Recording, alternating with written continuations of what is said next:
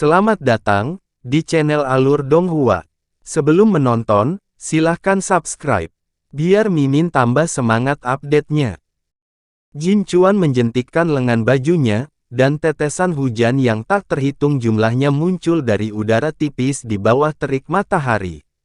Mereka menuangkan dengan padat, meliputi area seluas 10.000 kaki dengan Han Li sebagai pusatnya.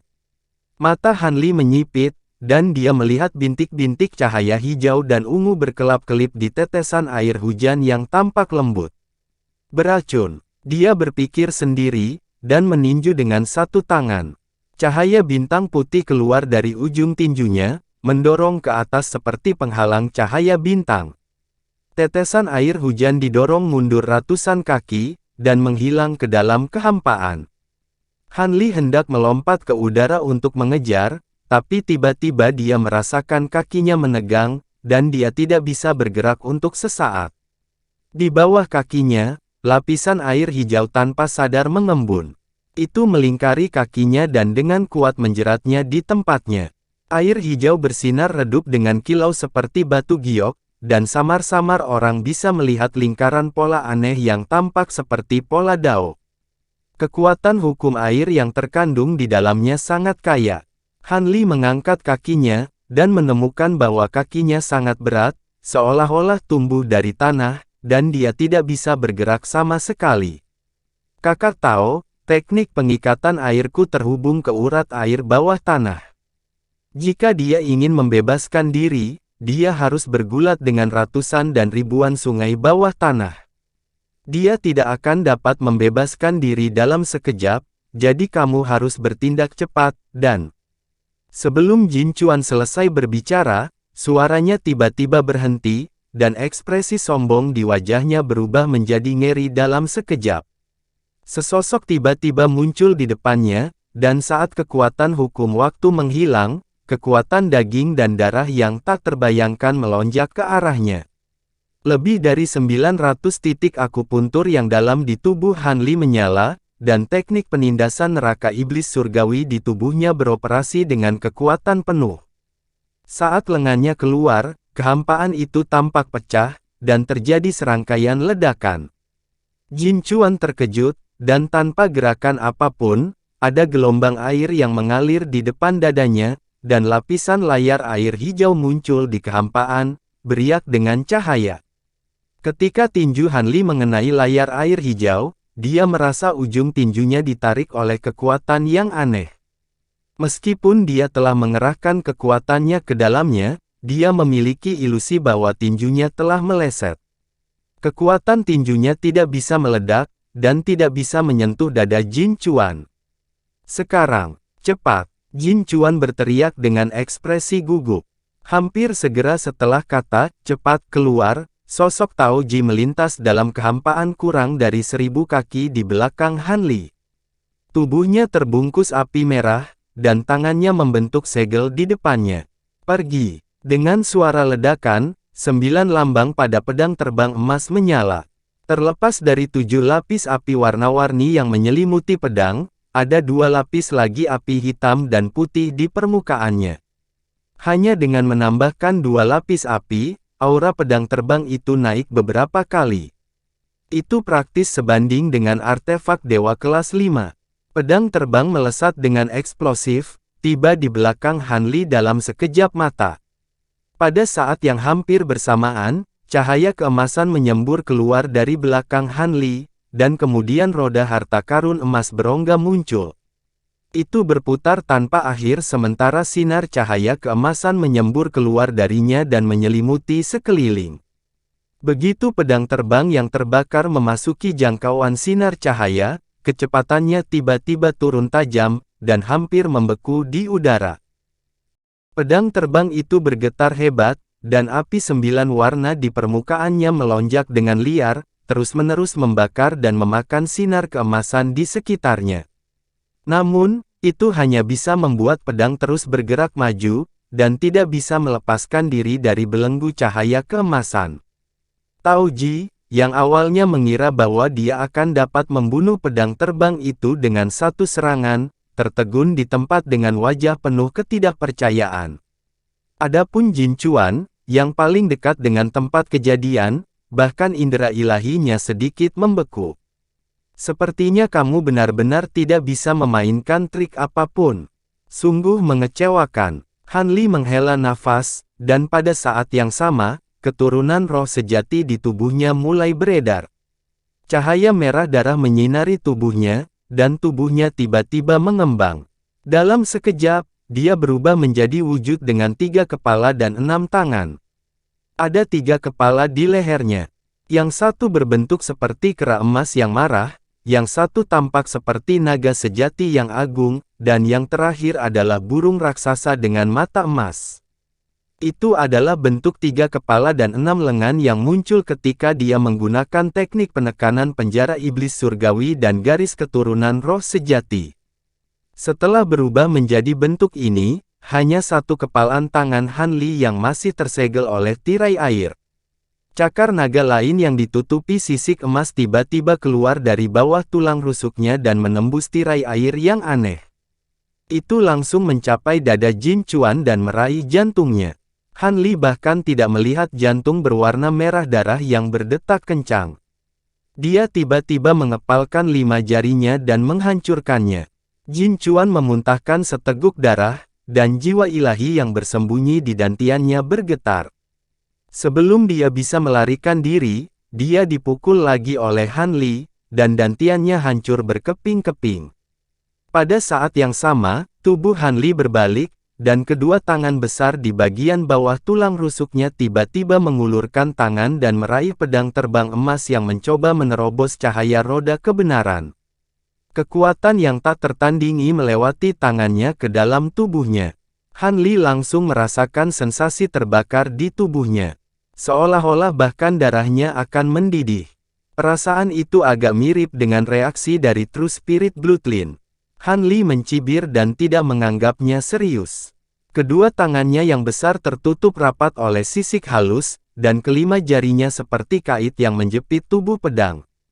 Menahan serangan terus-menerus dari kobaran api, dia tiba-tiba mengerahkan kekuatan di tangannya dan memutar. Pedang terbang itu berjuang keras, mencoba melepaskan diri dari tangannya. Namun, itu sama sekali sia-sia. Kekuatan kera gunung raksasa, naga sejati, dan Kun Peng dan 3 garis keturunan roh sejati di bawah aktivasi teknik penekanan penjara iblis surgawi bukanlah sesuatu yang bisa dilawan oleh pedang abadi kelas 5. Saat suara dentang logam terdengar, pedang terbang yang terbungkus api itu perlahan-lahan berputar dan berubah bentuk.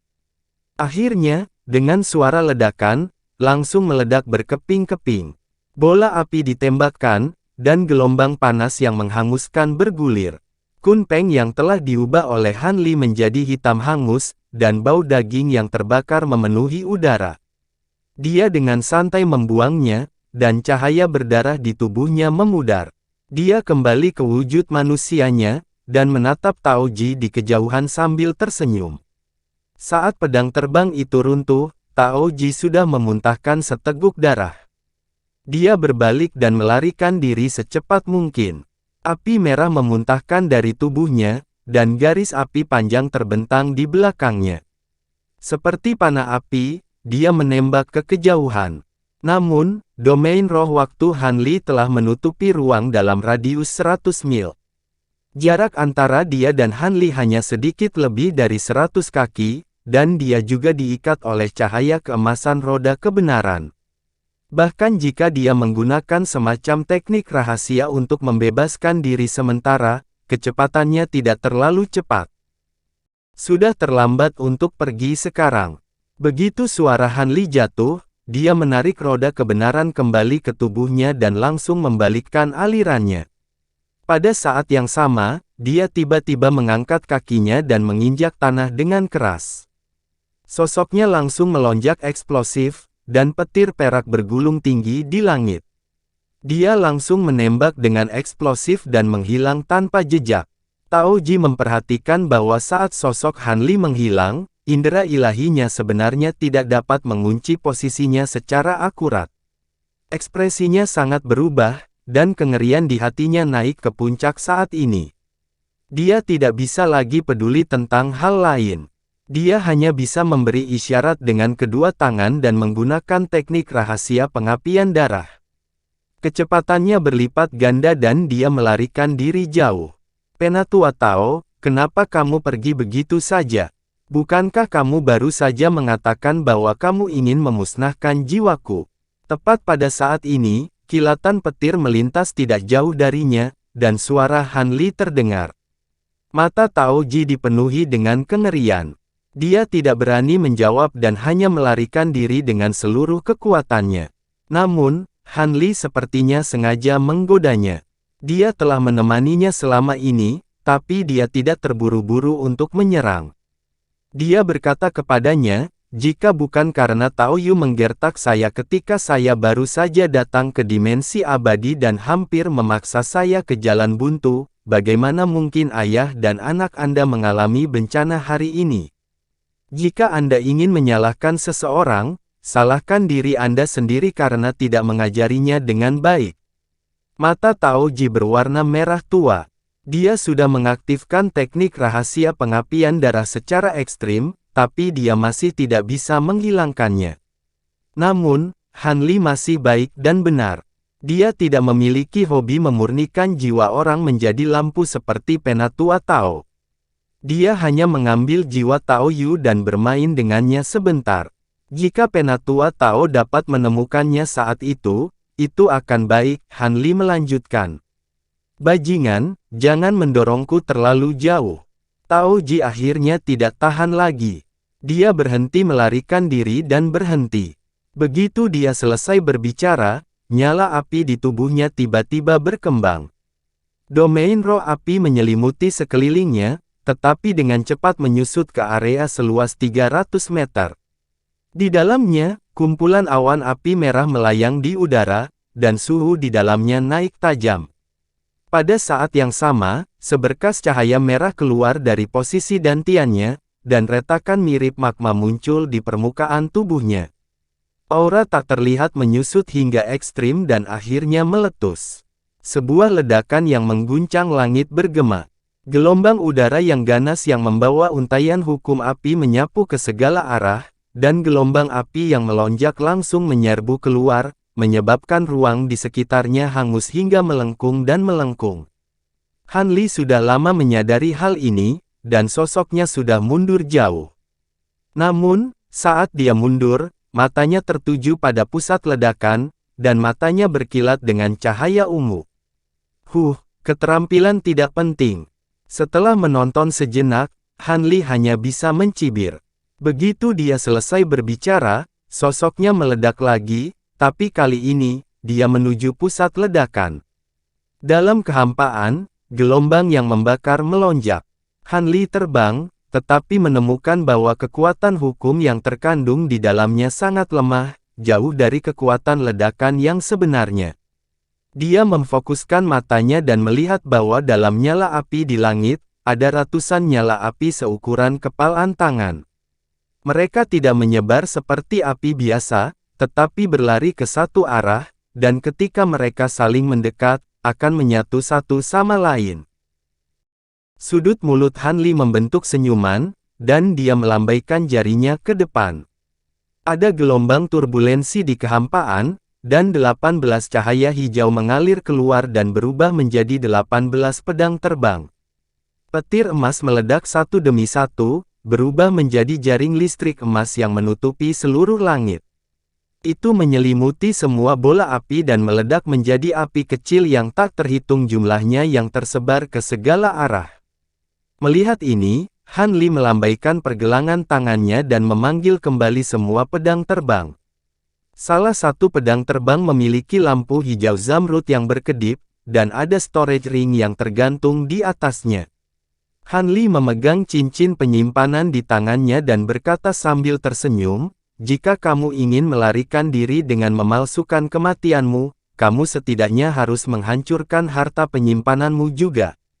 Jika kamu bahkan tidak tahan untuk melakukan itu, maka kamu terlalu kurang keberanian. Setelah itu, dia menyingkirkan storage ring, berbalik, dan terbang kembali untuk membersihkan medan perang. Setelah sekian lama, di atas mahkota pohon purba di hutan di bawah, percikan kecil menyala, terbawa angin, dan menghilang ke langit yang jauh. Di aula gelap istana abadi asal emas, ada cahaya merah di aula redup. Setelah diperiksa lebih dekat, tanah dan dinding sekitarnya terukir dengan garis merah darah gelap, membentuk formasi besar. Saat garis-garis ini berkedip, aura dingin dan suram keluar dari barisan, berkeliaran di aula dan langsung menuju ke lubuk hati seseorang. Pilar batu hitam berdiri di tengah barisan. Ada 7 cabang di atasnya.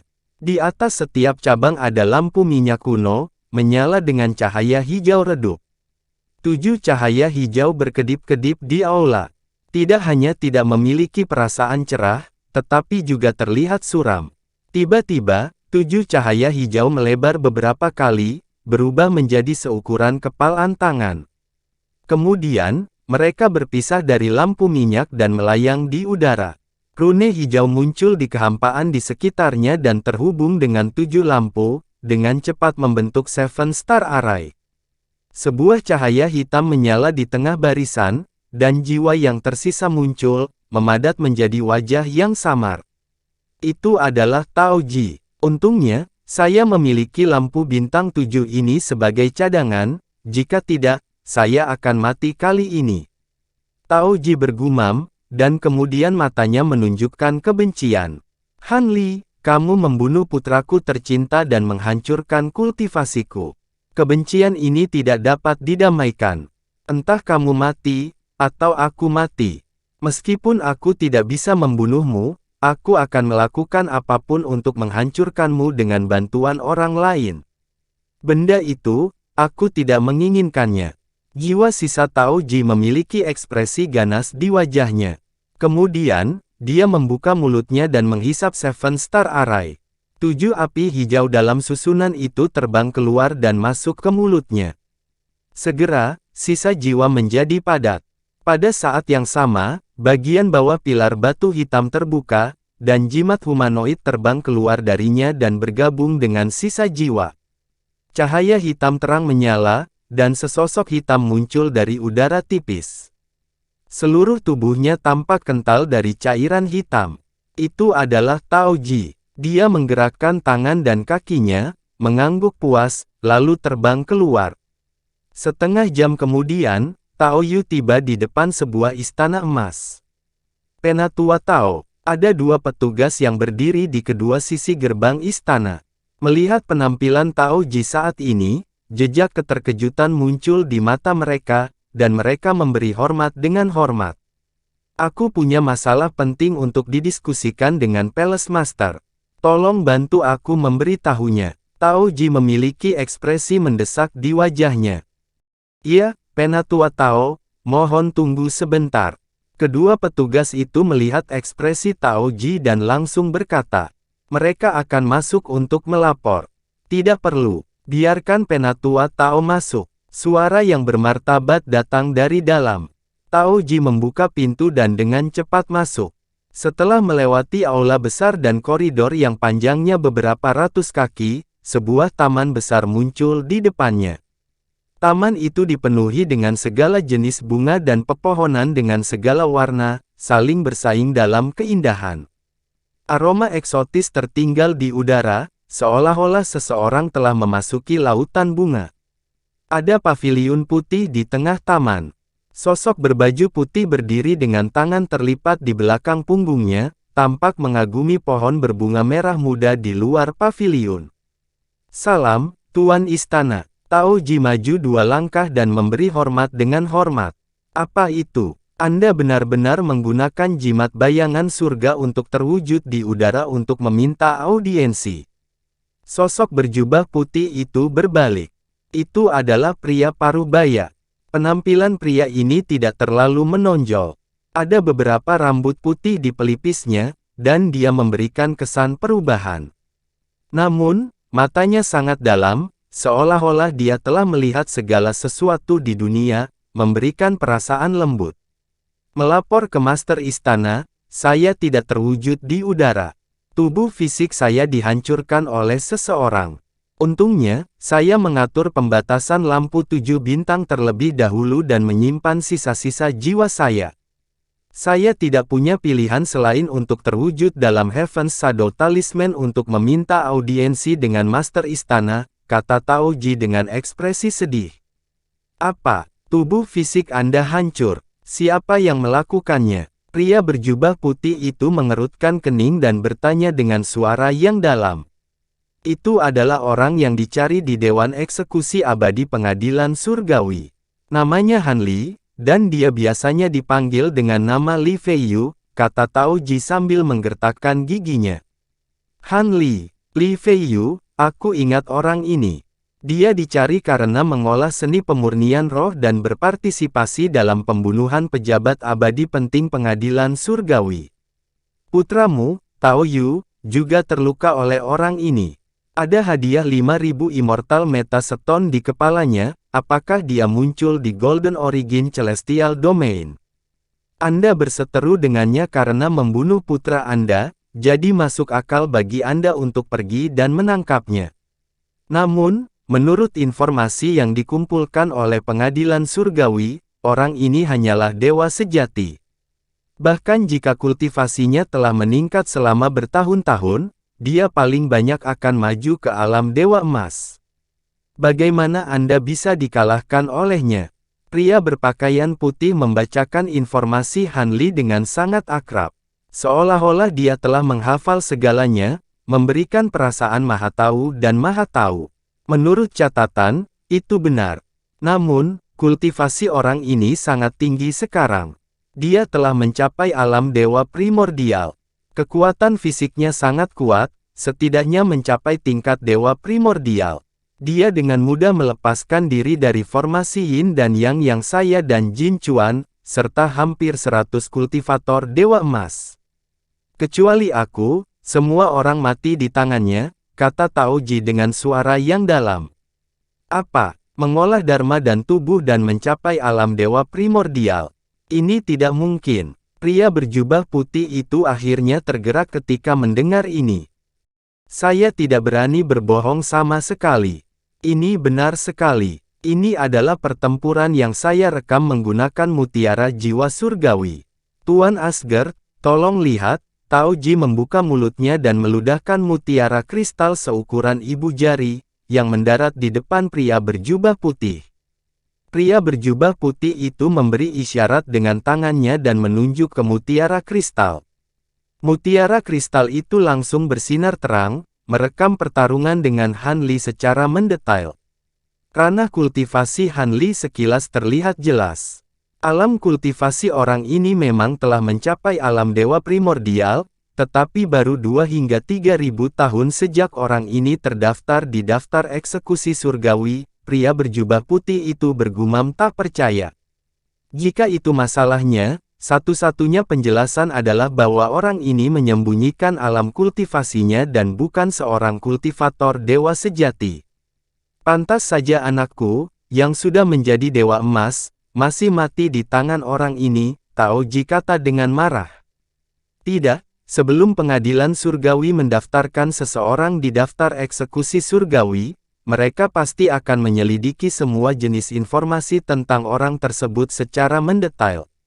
Ranah kultivasi adalah yang paling penting, tidak akan ada kesalahan. Pria berjubah putih itu menggelengkan kepalanya perlahan. Jika penyelidikan saat itu benar, orang ini hanya menggunakan 2 hingga 3.000 tahun untuk maju dari alam dewa sejati ke alam dewa primordial, dan juga mengolah tubuh fisiknya ke tingkat yang sama.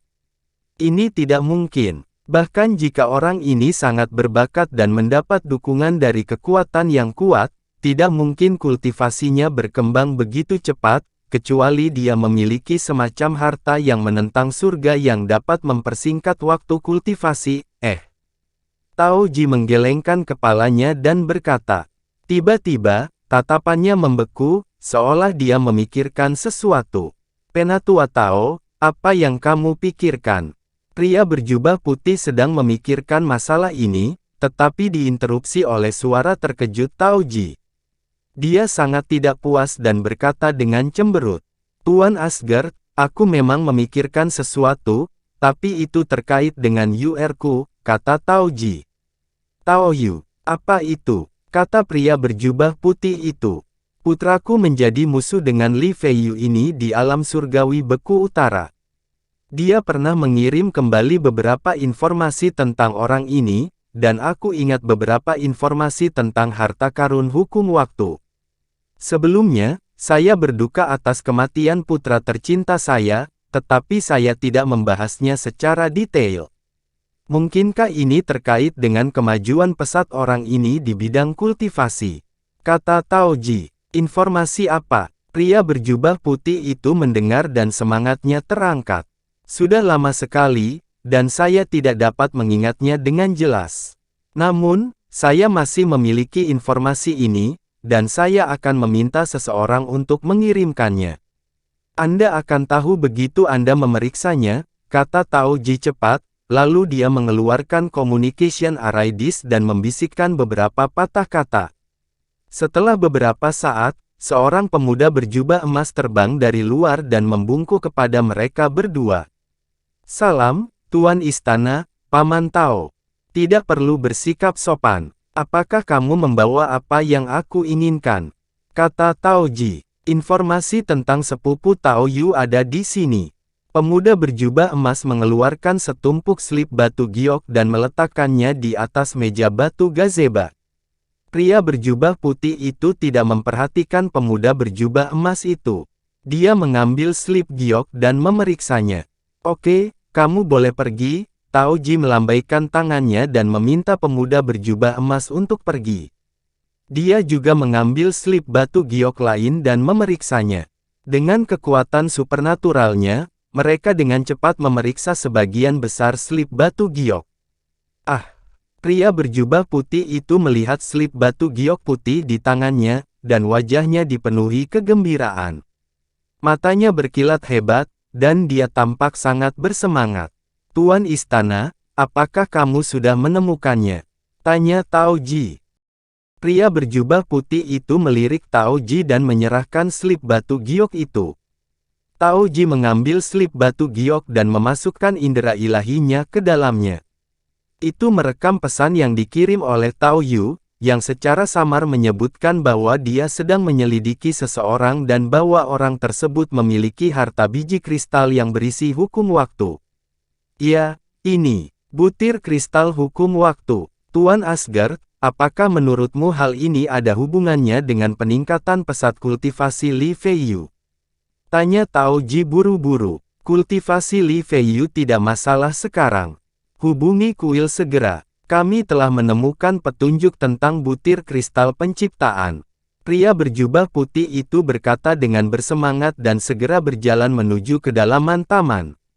Apa? Butir kristal ini adalah butir kristal penciptaan. Tao Ji kaget saat mendengarnya. Dia segera mengikuti dan berseru. Meskipun saya tidak 100% yakin, saya setidaknya 70% yakin. Menurut catatan di kuil, butir kristal penciptaan memiliki efek mempercepat kultivasi hukum. Jika digunakan dengan benar, itu juga bisa digunakan untuk mempercepat pertumbuhan ramuan spiritual. Ini adalah harta kelas 1 yang dapat dengan cepat meningkatkan kultivasi seseorang. Kecepatan kultivasi Li Feiyu sangat cepat. Bagaimana bisa ada begitu banyak kebetulan di dunia ini? Butiran kristal itu kemungkinan besar adalah butir kristal penciptaan.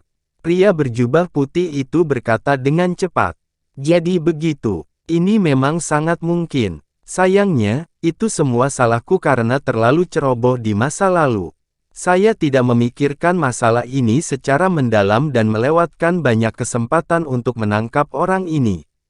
Untungnya, Master Istana cerdas dan memperhatikan asal-usul butiran kristal itu. Tao Ji mengangguk lalu berkata dengan kesal. Pria berjubah putih itu berhenti dan menoleh untuk melihat Tao Ji dengan tatapan yang dalam. Tuan Istana, Tao Ji menghentikan langkahnya, ekspresi bingung di wajahnya. Penatua Tao, apakah Anda benar-benar tidak memperhatikan masalah butiran kristal sebelumnya? Atau apakah Anda sengaja menyembunyikan masalah ini dan mencoba mengambil harta itu untuk diri Anda sendiri? tetapi pihak lain terlalu kuat dan Anda tidak dapat berhasil, jadi Anda mengungkapkan masalah ini. Mata pria berjubah putih itu bersinar terang dan berubah menjadi dua cahaya pedang putih saat dia menatap Tao Ji. Aura besar meletus dari tubuhnya dan menekan tubuh Tao Ji. Tuan Asgard, tolong mengerti. Harta karun itu terkait dengan naik turunnya kuil 9 asal saya. Bahkan jika saya diberi keberanian 10.000 kali lebih banyak, saya sama sekali tidak berani memiliki pemikiran seperti itu. Saya benar-benar baru saja memperhatikan masalah ini. Ekspresi Tao Ji segera menjadi muram, dan dia berlutut di tanah saat berbicara. Pria berjubah putih itu sama sekali tidak peduli dengan ratapan Tao Ji. Cahaya putih di matanya menjadi semakin terang, dan tekanan pada tubuhnya juga menjadi lebih berat. Tubuh Tao Ji bergetar dan dia berulang kali bersujud. Apakah yang Anda katakan itu benar atau salah? Anda telah memberikan kontribusi dalam menemukan petunjuk tentang butir kristal penciptaan kali ini. Sekarang kamu bisa pergi. Nanti, Istana Abadi akan memilih tubuh yang cocok untuk Anda rebut dan dilahirkan kembali. Cahaya putih di mata pria berjubah putih itu tiba-tiba meredup dan dengan cepat menghilang. Dia berkata dengan ringan, "Terima kasih, Tuan Istana." Tekanan pada tubuh Tao Ji tiba-tiba menghilang. Pria berjubah putih itu mendengus lagi. Sosoknya berkedip dan menghilang. Melihat hal tersebut, ekspresi Tao Ji mengendur dan dia perlahan berdiri. Dia menyeka keringat yang tidak ada di dahinya dan berjalan keluar.